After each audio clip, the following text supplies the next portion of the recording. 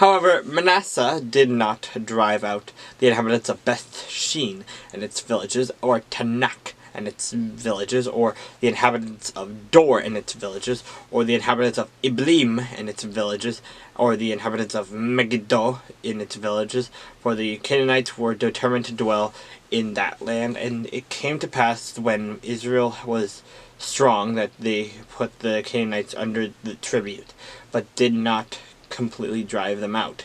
Nor did Ephraim drive out the Canaanites who dwelt in Gezer, so the Canaanites dwelt in Gezer among them. Nor did Zebulun drive out the inhabitants of Kitron, or the inhabitants of Nahalol, did the Canaanites dwelt among them, and were put under the tribute.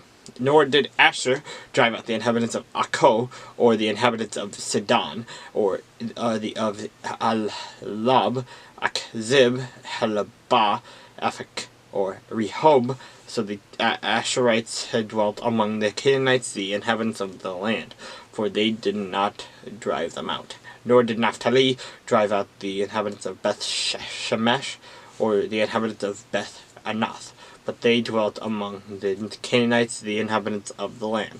Nevertheless, the inhabitants of Beth Shemesh and Beth Anath were put under tribute to them, and the Amorites forced the children of Dan into the mountains, for they would not allow them to come down to the valley. And the Amorites were determined to dwell in Mount Heres, in Ajalon, and in Shalbim.